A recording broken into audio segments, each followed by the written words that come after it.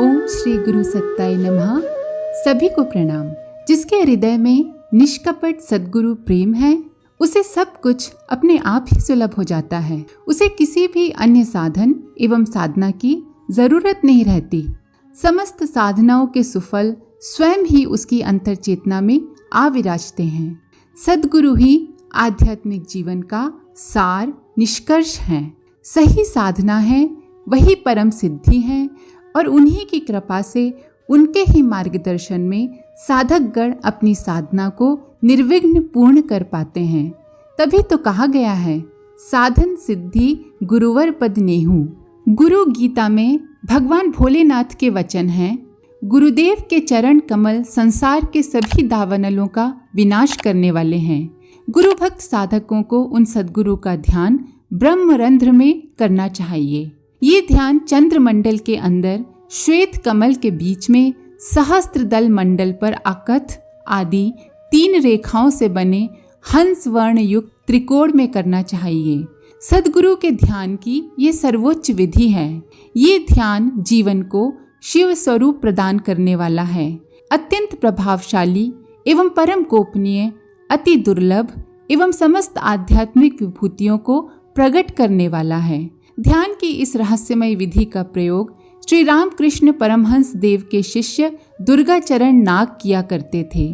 श्री रामकृष्ण ने उनकी पात्रता पर विश्वास करके ये विधि प्रदान की थी। जिनके संत साहित्य में रुचि है, उनके लिए दुर्गाचरण नाग जी का नाम अपरिचित नहीं है। श्री रामकृष्ण के शिष्यों में उन्हें नाग महाशय के नाम से जाना जाता था।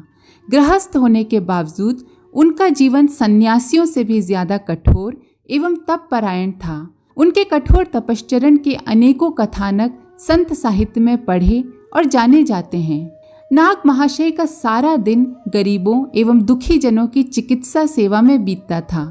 चिकित्सक होते हुए भी उनके लिए चिकित्सा कभी भी व्यवसाय नहीं बनी, बल्कि उन्होंने सदा ही उसे सेवा कार्य समझा। अपने इस सेवा कार्य में, जिसे वे नारायण सेवा कहा करते थे, कभी कभी तो घर का सामान और रुपए भी दे आते थे। दिन भर की इस सेवा के बावजूद नाग महाशय की प्रायः संपूर्ण रुचि जब ध्यान में बीतती थी। उनकी साधना इतनी उग्र एवं कठोर थी कि सामान्य निद्रा की उन्हें कोई विशेष जरूरत नहीं रह गई थी।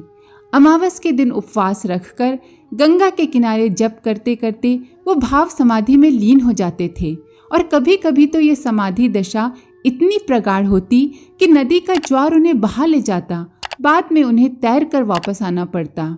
ऐसे महान साधक नाग महाशय के लिए उनके गुरु श्री रामकृष्ण ही सर्वस्व थे। साधना के उच्च शिखरों पर आरूढ़ नाग महाशय की पात्रता, पवित्रता एवं साधना की कई बार परीक्षाएं लेकर श्री रामकृष्ण परमहंस देव ने उन्हें सहस्त्र दल कमल में ध्यान करने की ये विधि सुझाई थी। ध्यान का ये दुर्लभ प्रयोग बताते समय श्री रामकृष्ण ने अपनी ओर इशारा करते हुए उनसे पूछा था, तुम इसे क्या समझते हो? नाग महाशय ने बिना किसी हिचकिचाहट के जवाब दिया, मुझसे मत कहलवाइए ठाकुर, आपकी कृपा से मैं समझ गया हूँ कि आप वही हैं। इस पर परमहंस देव ने कहा, तब ठीक है, तुम सच्चे अधिकारी हो, तुम इसे कर सकते हो। ऐसा कहते हुए श्री ठाकुर को समाधि लग गई। समाधि की इसी भाव दशा में नाग महाशय के वक्ष स्थल पर उनके पैर पड़ गए। इस स्पर्श मात्र से नाग महाशय को एक दिव्य अनुभूति हुई, जिसमें उनके अंतःकरण में सहस्त्र दल कमल में सद्गुरु के ध्यान का स्वरूप प्रकट हो गया। साथ ही उन्हें सर्वत्र दिव्य ज्योति के दर्शन भी हुए। इस अनुभूति के बाद उन्होंने श्री रामकृष्ण परमहंस देव द्वारा निर्दिष्ट की गई ध्यान की विधि का प्रयोग करना शुरू किया। यहाँ पर हम ये स्पष्ट कर देना चाहते हैं कि सहस्त्र दल कमल में ध्यान की यह विधि सर्वसाधारण के लिए उचित नहीं है।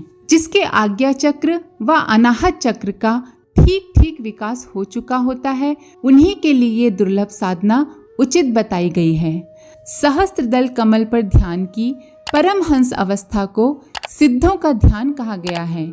नाग महाशय की उच्च अवस्था देखकर ही श्री रामकृष्ण ने उन्हें ये दुर्लभ प्रयोग बताया था। इस ध्यान प्रयोग से नाग महाशय में असीमित योग ऐश्वर्य प्रकट हुआ।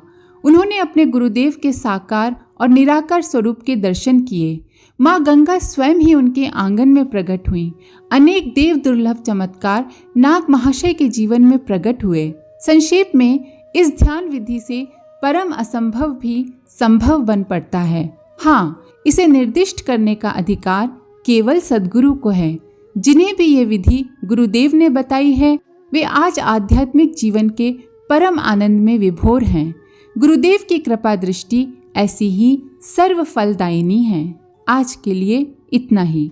आप सभी का धन्यवाद। ओम शांति।